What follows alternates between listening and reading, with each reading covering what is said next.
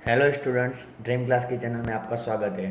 तो जैसा कि अब तक आपने मेरी पिछली वीडियो में देखा होगा कि मैंने आपको क्लास और ऑब्जेक्ट सी प्लस प्लस में समझाया था। ओके, सी प्लस प्लस में क्लास और ऑब्जेक्ट बेसिक्स वो हमारे उप्स के कॉन्सेप्ट हैं। हमने एक क्लास के मल्टीपल ऑब्जेक्ट क्रिएट किए थे। जैसे कि एक बार अगर क्लास क्रिएट कर देते हैं तो उस क्लास के आप मल्टीपल ऑब्जेक्ट क्रिएट कर सकते हो। ओके, तो उसी क्लास के मल्टीपल ऑब्जेक्ट क्रिएट करो तो वो अलग अलग मेमोरी को ब्लॉक क्रिएट करेगा। ओके, तो मैं बार बार अलग अलग ऑब्जेक्ट क्रिएट करूँ तो रन टाइम पे मुझे पता नहीं चलेगा कि हमें कितने ऑब्जेक्ट की रिक्वायरमेंट है। तो उस प्रॉब्लम को ओवरकम करने के लिए, रिमूव करने के लिए एक एरे ऑफ ऑब्जेक्ट उसका सॉल्यूशन आया। तो आज की वीडियो में मैं आपको समझाऊंगा कि एरे ऑफ ऑब्जेक्ट क्या है। तो आज की वीडियो को आप अंत तक देखिए ताकि आपको अच्छे से पता चले कि एरे ऑफ ऑब्जेक्ट क्या है और आप किस तरह मल्टीपल ऑब्जेक्ट्स क्रिएट कर सकते हो सेम क्लास के। ओके, तो चलिए स्टार्ट करते हैं। जिस तरह यह मेरा बेसिक स्ट्रक्चर है क्लास का, आपने मेरी पिछली वीडियो में देखा होगा कि मैंने आपको एक क्लास में मल्टीपल ऑब्जेक्ट क्रिएट करके दिखाए होंगे। ओके, तो जैसे कि ये क्लास स्टूडेंट है, उसमें मैंने दो डेटा मेंबर ले लिए हैं। क्लास के अंदर डेटा मेंबर्स और मेंबर फंक्शन होगा, आप उसको एनकेप्सुलेशन भी कह सकते हो। दो डेटा मेंबर है, उसको मैंने यहाँ पे कोई एक्सेस स्पेसिफाई नहीं किया है, तो वो आपके प्राइवेट प्राइवेट मतलब डिफॉल्ट डेटा मेंबर हो गए। उसके बाद पब्लिक पब्लिक सेक्शन के अंदर आपको आपके मेंबर फंक्शन मतलब आपको मेथड डिक्लेयर करने हैं। ओके, तो मैंने यहाँ पे डिफाइन किया है गेट डेटा। उसके अंदर एंटर द रोल नंबर, एक मैसेज प्रिंट करवा के यूजर के पास मैंने वैल्यू ली है। अब ये सी प्लस प्लस की सिंटेक्स स्कैनएफ नहीं है। सी प्लस प्लस में आपको यूजर पर इनपुट लेना होगा तो आपको स्कैनएफ के बदले क्या करना पड़ेगा, सीन करना पड़ेगा। ओके, तो यहाँ पे मैं हेडर लाइब्रेरी भी चेंज कर देता हूँ। स्टूडियो के बदले आएगा आईओ स्ट्रीम,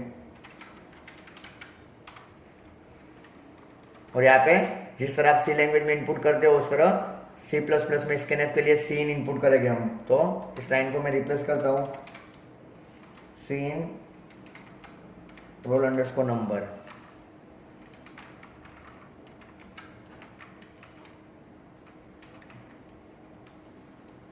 उसी तरह एंटर द मार्क्स,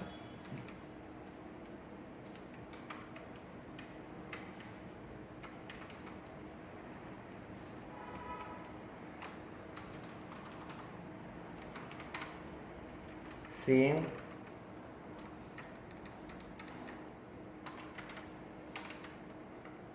मार्क्स। उसी तरह प्रिंट करवाने के लिए आप सी आउट यूज करते हैं।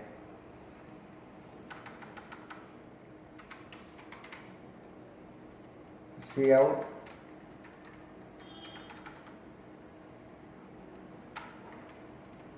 Enter the roll number. अगर आपको यहाँ स्लैश एन यूज ना करना हो तो आप मैनिपुलेटर भी यूज कर सकते हैं, एंड एल करके एंड लाइन है, जैसे कि मैं यहाँ पे यूज करता हूँ एंड एल है। ओके, सी आउट मतलब हमारी आईओ स्ट्रीम लाइब्रेरी के अंदर सीन और सी आउट फंक्शन रहे हुए हैं जो प्रिंट और इनपुट करने का काम करेंगे।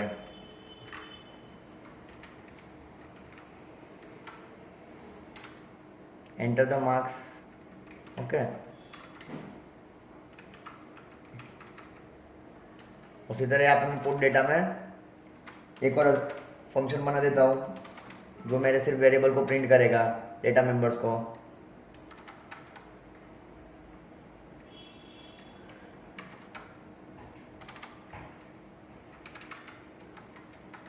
और नीचे मार्क्स।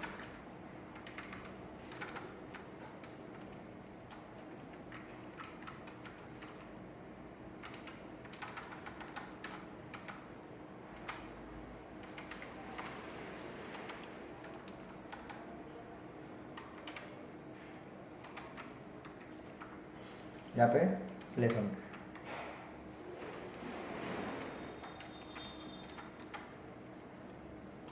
ओके, मतलब ये आपके दो बेसिक फंक्शन आपने डिफाइन कर दिए, गेट डेटा और पुट डेटा। अब इस फंक्शन को मैं कॉल करवाऊंगा, क्लास का ऑब्जेक्ट बनाऊंगा। तो क्लास का ऑब्जेक्ट मैंने बनाया था S1, उसी तरह S2। मतलब इसमें क्या हो रहा है, एक क्लास के मैं दो डिफरेंट अलग अलग ऑब्जेक्ट बना रहा हूँ। ओके, अब यहाँ पे मैं हम लोग एक मैसेज प्रिंट कर देते हैं, यूजिंग फर्स्ट ऑब्जेक्ट।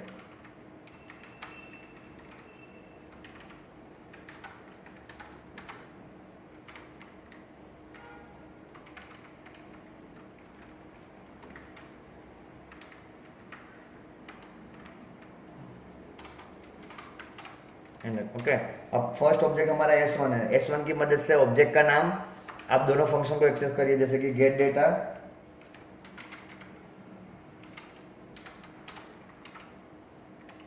और S1 डॉट पुट डेटा।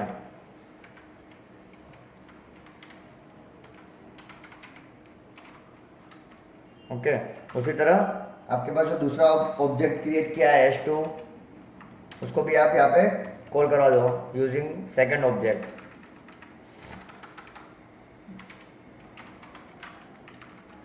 यहाँ पे ऑब्जेक्ट का नाम है हमारा S2।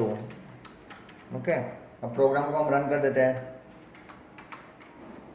क्लास में यहाँ पे देखिए क्या एरर आ रही है कि टर्मिनेशन सिंबल रह गया क्लास का, मतलब क्लास क्लोज करना रह गया, यहाँ पे terminate semicolon.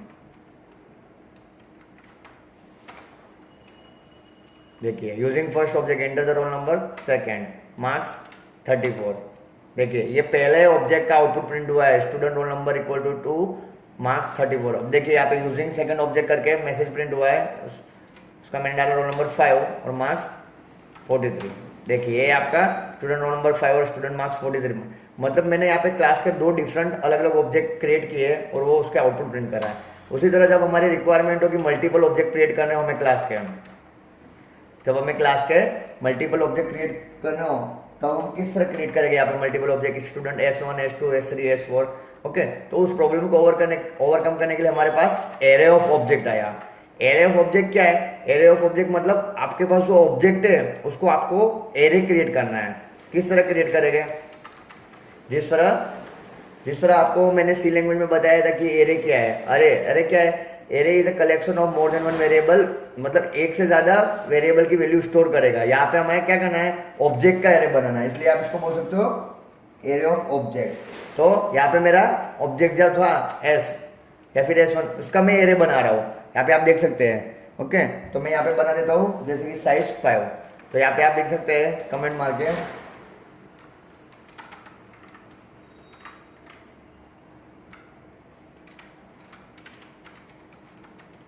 Create a array of object. यहाँ पे आपने एरे ऑफ ऑब्जेक्ट बनाया। ओके, अब यहाँ पे आप कॉल किस तरह करोगे? अब आपको जैसे कि एरे पता हो, एरे की इंडेक्स वैल्यू स्टार्टिंग होती है 0 से, तो 0 1 2 3 4 मतलब 4 इंडेक्स तक जाएगा।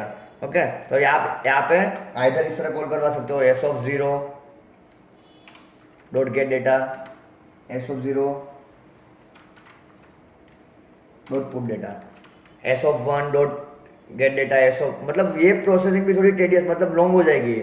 ओके, तो आपको पता है कि एरे के अगर सारे एलिमेंट आपको प्रिंट करने हो तो उसके लिए आप क्या कोई भी लूप यूज कर सकते थे। तो हम यहाँ पे फॉर लूप यूज करेंगे एरे के, मतलब हमारे जो एरे के ऑब्जेक्ट की मदद से हमारे क्लास के डेटा मेंबर को या मेंबर फंक्शन को एक्सेस करना होगा। तो ओके, तो मैं यहाँ पे लिख देता हूँ यूजिंग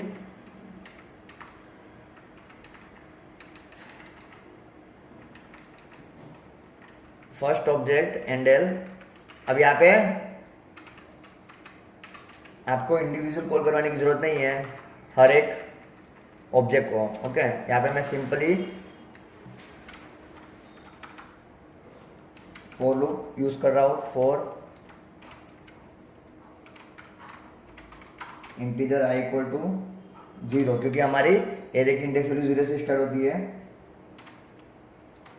i लेस देन 5 और i प्लस प्लस।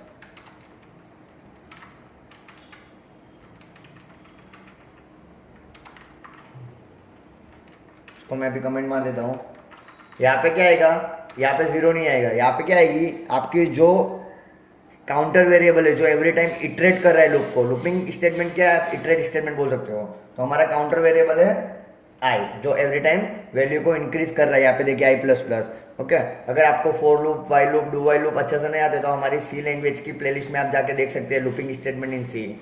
ओके, तो S of i dot get value, मतलब यहाँ पे S of 0, S of 1, S of 2, मतलब 4 टाइम्स वो अलग अलग वेरिएबल डेटा मेंबर्स को एक्सेस करेगा जो हमारे गेट डेटा में है। ओके, अब इसको मैं सिंपली रन करता हूँ।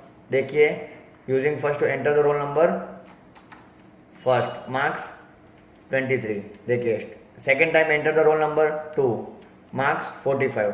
देखिए, enter the roll number 3, marks 56। Roll number 4, marks 65। Roll number 5, marks 76। मतलब आप देख सकते हैं कि हमारा 5 टाइम्स अलग अलग जो उसके डेटा फंक्शन थे, मतलब जो गेट डेटा में था वो इनपुट ले रहा है। तो आप इस तरह जब आपको रिक्वायरमेंट हो कि एक से ज़्यादा मल्टीपल ऑब्जेक्ट क्रिएट करना, या इस हमारे केस में स्टूडेंट एक से ज़्यादा मल्टीपल होते हैं, तो मैंने यहाँ पे सिंपली एक 5 का ऑब्जेक्ट क्रिएट किया, एरे ऑफ ऑब्जेक्ट 5 टाइम्स और ऑन होगा। ओके, यहाँ पे आप यदि एक्सेस द डेटा या फिर गेट डेटा,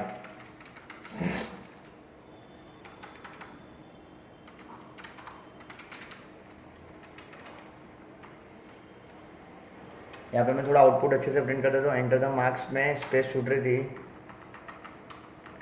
तो यहाँ पे जो हैंडल है उसको मैं रिमूव कर देता हूँ। अभी आपको क्या करना है, अगर आपको फर्स्ट टाइम प्रिंट होने के बाद तुरंत ही उसका आउटपुट चाहिए तो आप उसी सेम लूप में प्रिंट कर दीजिए। जैसे कि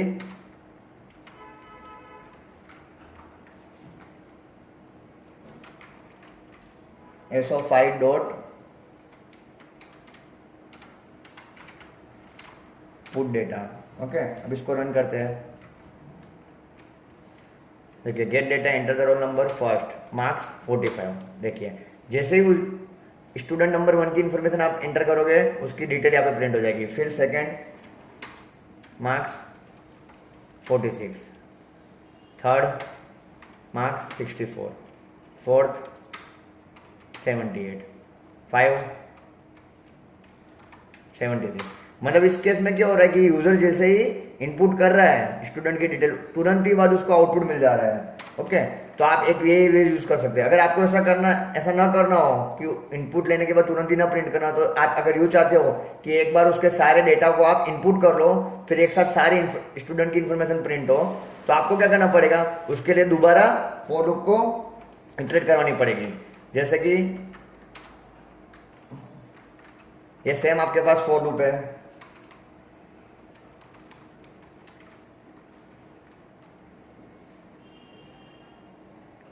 तो यहाँ पे मैंने सेम फॉर लूप वापस नीचे दोबारा रिपीट की है क्योंकि मुझे जो डेटा इनपुट ले रहे हैं वो एज ए प्रिंट करवाना है।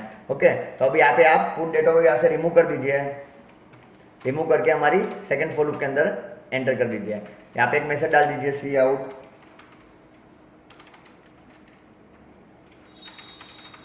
स्टूडेंट डेटा या फिर स्टूडेंट इंफॉर्मेशन।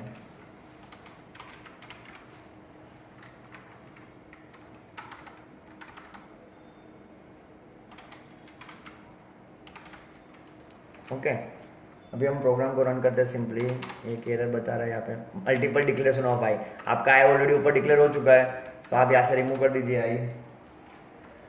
देखिए, gate data roll number marks 23। देखिए, अब तुरंत ही प्रिंट ना हो रहा है। अभी आपको 1 by 1 डेटा मेंबर में जो भी आपके वेरिएबल्स लिखे थे उसकी वैल्यू इनपुट ले रहा है यूजर के पास। 3, 56, 4, 78, 5, 47। देखिए, ये आपके सारे स्टूडेंट की इन्फॉर्मेशन प्रिंट हो गई। Student roll number equal to 1, student marks equal to 23, student roll number equal to 2। देख सकते हैं आप यहाँ पे। तो ये हमारे सारे स्टूडेंट की इन्फॉर्मेशन प्रिंट हो गई। ओके, अब आपके माइंड में यूँ आ रहा होगा तो ये सारे स्टूडेंट की इन्फॉर्मेशन प्रिंट हो रही हो, आपको उसको और प्रॉपर फॉर्मेट में प्रिंट करना। ओके, तो आने वाले वीडियो में मैं आपको ये डिटेल में बताऊंगा कि आपको ये प्रॉपर टेबुलर फॉर्मेट में, मतलब किस तरह एक टेबल डेटा के फॉर्मेट में प्रिंट करना है, वो मैं आपको आने वाली वीडियो में डिटेल में बताऊंगा। तो अगर आपको मेरी वीडियो पसंद आई तो लाइक कीजिए, शेयर कीजिए और सब्सक्राइब करना ना भूलें। धन्यवाद।